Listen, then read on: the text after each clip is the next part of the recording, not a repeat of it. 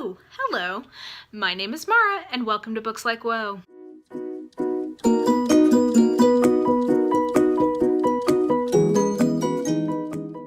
Okay, so last week you got my Know Your Tropes Romance Edition, Tropes That I Love.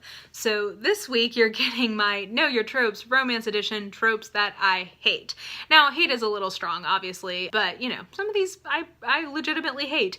And I should just preface this is so dumb because obviously this is just my opinion, but I will preface this by saying that if some of these are your favorite tropes, I'm not judging you. That's fine. Like, we all have our own preferences. Some of these, I cannot understand how you like them, but like, you clearly do, and that's clearly great. Like, I'm glad that people are reading things they enjoy. So, with that said, let's get into some of the tropes that I dislike or hate in the romance genre. So first, let's go back to kind of the structure that I mentioned in the last video in terms of how romance, like, what are some of the bigger kind of like framework type tropes that are happening. So the first one I mentioned was primarily external conflict versus primary internal conflict. And a trope that I am less likely to resonate with are ones where the main conflict is internal conflict, where the main conflict is I have a lot of feelings and I have to overcome them. Basically where the main conflict can often boil down to angst. I'm not totally against this, and I even in my external conflicts, I want like a mild dose of angst. Like, I think that is good. But if that is really, like, if really the only thing keeping these two people apart is that one of them has too many feelings, I tend to find that a little maudlin, a little melodramatic, and it tends to lose me a little bit. And similarly, we talked about sort of the tone, so I was talking about how I tend to like kind of a lighter tone in my romance. I don't tend to love the kind of heavier, more serious tone in romance, just because, again, to me, that kind of is in conflict with the roots of the genre itself, and it also is just in conflict with what I read romance for. So I tend to read romance for an escape, or like, not even an escape, but just like the confidence that I'm reading a book that is going to end happily is one of the main functions romance serves for me. And even if there is a happy ending, if a huge part of it is kind of like me crying, that doesn't tend to be my favorite experience, though I do know that some people find that whole process very cathartic emotionally, so I can understand that. But just for me, I tend to not like that kind of darker tone. So you'll see that a lot of these likes, or these dislikes, kind of stem from those baseline critiques or baseline dislikes, and some of them are just purely kind of a preference thing. So let's get into that. So getting into the whole like angst component, I don't tend to love second chance romances, which is where the hero and heroine have been together in the past and the stories about them getting back together. There tends to be a lot of angst in those plots, and therefore, and I guess maybe I'm just like not a forgiving or trusting person, but most of the time I'm sitting there thinking like, yeah, you probably shouldn't get back together with this person. Like, if this wasn't a romance, if I was your friend, I'd be like, yeah, I don't know that you should do this. So I tend not to love those. I hate a secret baby plot. If you don't know what this is, a secret baby plot, oh, and also an amnesia plot. These are two favorites of Harlequin romance, and I don't like either of them. So secret baby tends to be where the heroine has gotten pregnant and has not told the hero. So like, just fundamentally, I just have a problem with that. And again, I'm not policing other people's choices. I'm just saying, like, for me, the idea that you are pregnant with somebody's baby who you know, like that this wasn't just a rando, like you aren't sure who the father is, whatever, like if you know, I just find it hard to believe that you withholding that information from the father is the beginning of love forever, like a trusting, loving relationship. So I struggle with that trope. And also amnesia is another favorite of Harlequin romance, where either the hero or the heroine has amnesia and like they have to overcome that. I don't know. The circumstances surrounding the amnesia are usually very suspect, so I don't tend to love that. Historically accurate historicals. I mentioned this before and we'll get into it now.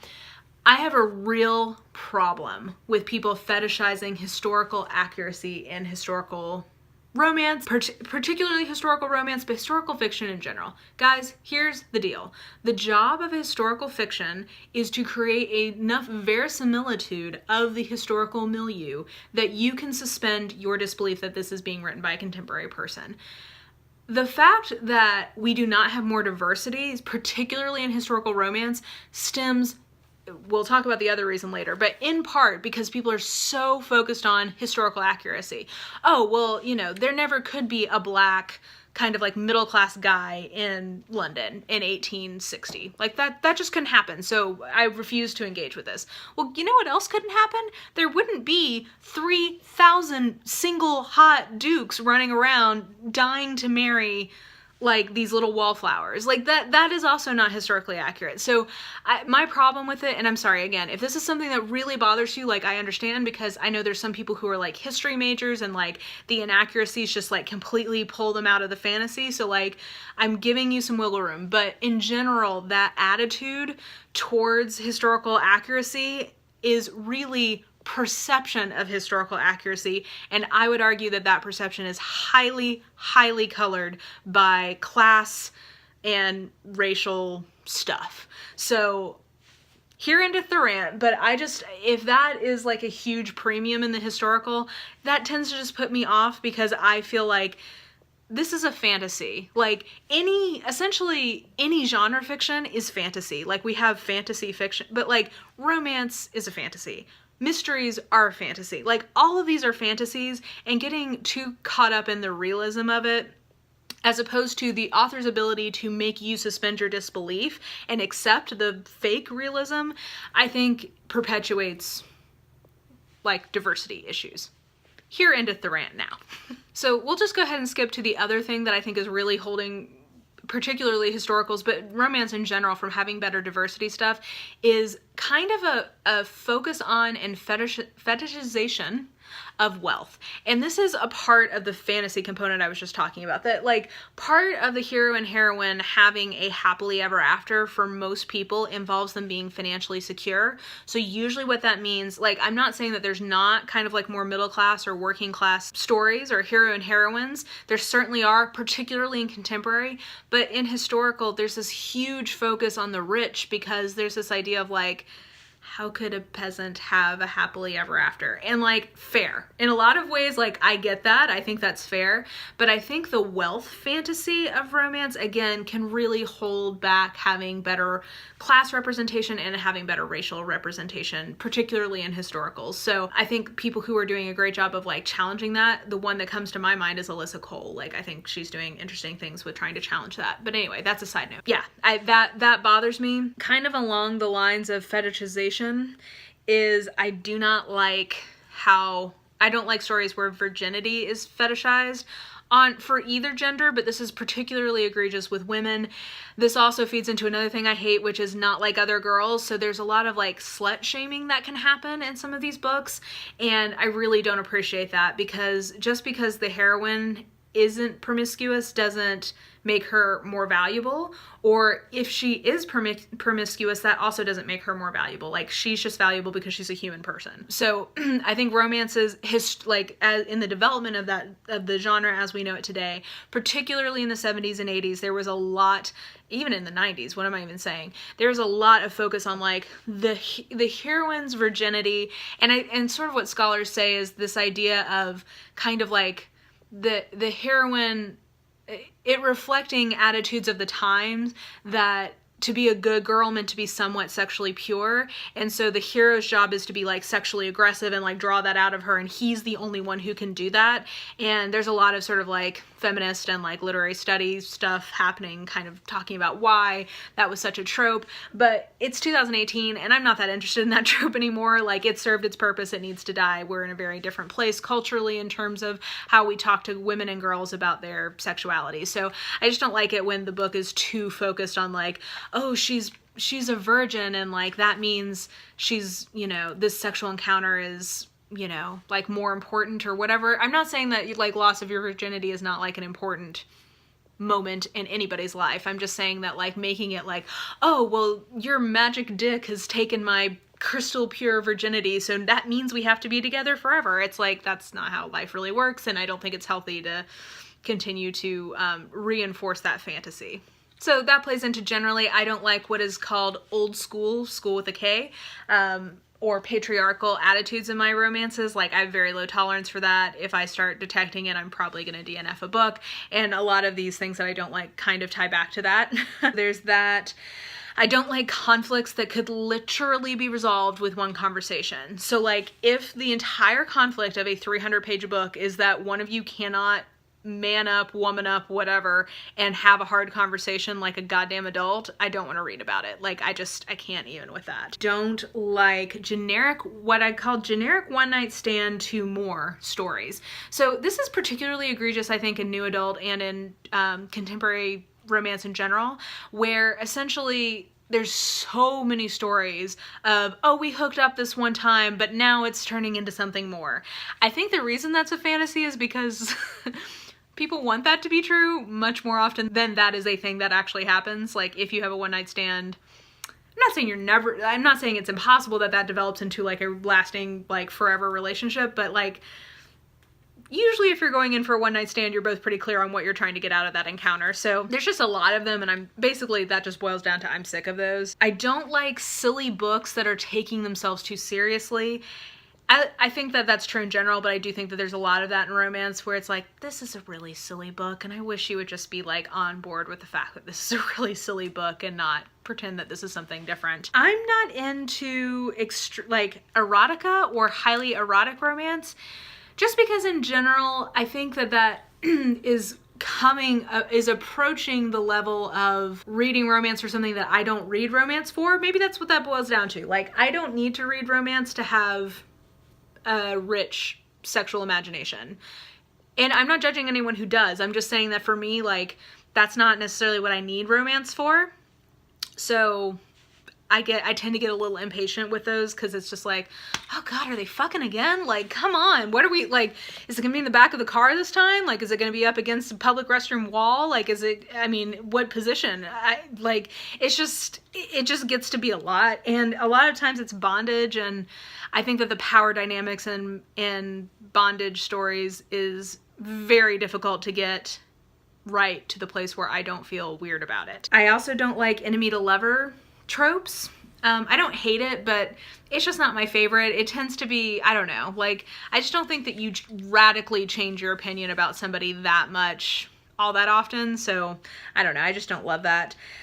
I've mentioned this a few times. I don't really like new adult. New adult became a thing when I still was a new adult, and it just completely never connected with me. I was like, this does not reflect my experiences. This sounds like somebody trying to project themselves into my experiences. So I just don't particularly like new adult, and they tend to be quite angsty, and I'm just not, and there does tend to be a lot of like sexual assault backstories, which I think can just be tricky to handle. So in general, new adult is not my thing. I'm not that into, I am really not into purple prose. Like, anything that starts getting like his glistening man stick and her pearlized woman's cave or what, like, especially when it comes to talking about private, like, I would frankly, and forgive my language, I would rather you just say cock and cunt the entire time. Like, I would much prefer that than all the weird euphemisms. And again, forgive my language, but like, I feel like that's less embarrassing and just more to the point. I don't love a pointless sex scene, like an occasional one, whatever, but like if it's an entire book filled with pointless sex scenes, it just feels gratuitous to me. So that's a lot of the, like, those were all the like plot things I don't like. Getting into some of the setting and character things I don't like. I really don't like the heroine as a doormat. So this is sort of in contrast to the hero in pursuit thing I was talking about in my last video. I really don't like it when the heroine is just sort of like always putting up with the hero's bullshit. She's constantly pursuing him, and he's never really giving her anything, at least emotionally, in return.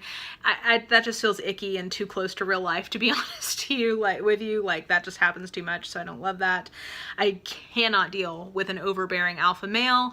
Again, too much like real life. I don't need like your weird macho, like masculine insecurities coming off in my romance books. Like, I just don't want to deal with that. I don't need you to sit there and be like, I'm a man, I'm a man. If you're a real man, you will demonstrate that you are a real man through your character, not through being super aggressive to the heroine. Too stupid to live heroines. Ones that are just dumb and do dumb things. There's a lot of these, and yeah, I don't love that. I don't, as a plus size woman, as a fat woman, there's these weird, they're called BBWs.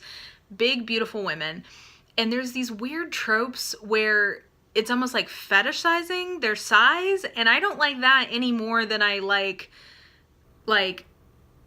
persecuting them for their size. I think both are problematic. Can they just be like humans who need love? Like, we don't need to get weird about people's size, I don't think. What are called plot Moppets, and that is where there are children involved, and they literally like are just there to be there as a placeholder, usually to show either how sensitive and in tune with himself the hero is, or how like self-sacrificing and long-suffering the heroine is.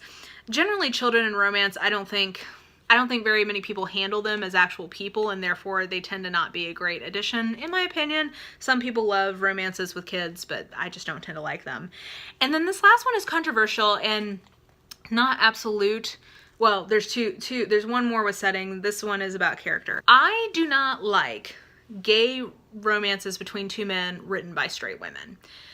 And I'm not going to say I will never read these, and I'm not going to say that you're wrong if you like them. I guess I am just personally not comfortable with the couple that I read, and I couldn't even tell you because they were just sort of random. I don't even remember.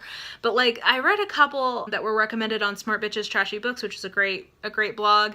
And when I was trying to read them, I just kept thinking, this feels like a weird fetishization, I can never say that word, of gay men by people who are not gay, who like are not, I don't know. I feel conflicted about this because like, I don't think you have to be a part of a marginalized group to be able to write about them. Like, I certainly don't think that, but there's just something, I think if there were more gay men writing these romances that straight women were reading, I might be more comfortable with it. But the fact that it's still women writing for other women mostly, I find uncomfortable. Like, I would be more open to reading a story about two women in a relationship.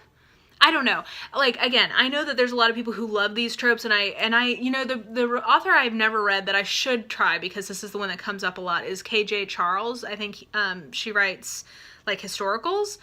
Maybe it is a man, it's KJ, so who knows. But yeah, I think I feel uncomfortable with the entire dynamics of how that subgenre has developed, and no judgment. I personally don't really know what to do with that, and there's enough other romance that I just don't feel the need to particularly read that one a lot. But I'm much more open to reading, for instance, like literary fiction that features romance between two men as opposed to popular romance. I don't know. Anyway, feel free to correct me if I'm being ignorant or wrong in that situation, but I just personally, I haven't resolved my feelings about it, so therefore I just kind of stay away. And then finally, the one setting that I really don't care for is motorcycle clubs. I just have never read one where I didn't feel like it was just a bunch of like chauvinistic bullshit and like illegal and dangerous and not sexy. I don't know. Maybe there's a great one out there I just haven't read yet. So yeah. So then a couple of examples of ones that feature things in this that I don't like. Raid.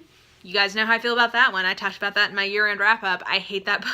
It's a great example of over-the-top alpha, too stupid to live heroine, fetishizing the heroine as not being like other girls, slut-shaming other women, physical intimations of physical abuse, or at least emotional abuse. All these are things that I'm not that into in real life or in my romance novels. So that's a great example of that. A recent historical that I read that I did not care for was When She Said I Do, and I think that's an example of a silly book that was self-serious, basically, that I thought it was silly and not sufficiently aware of its own silliness.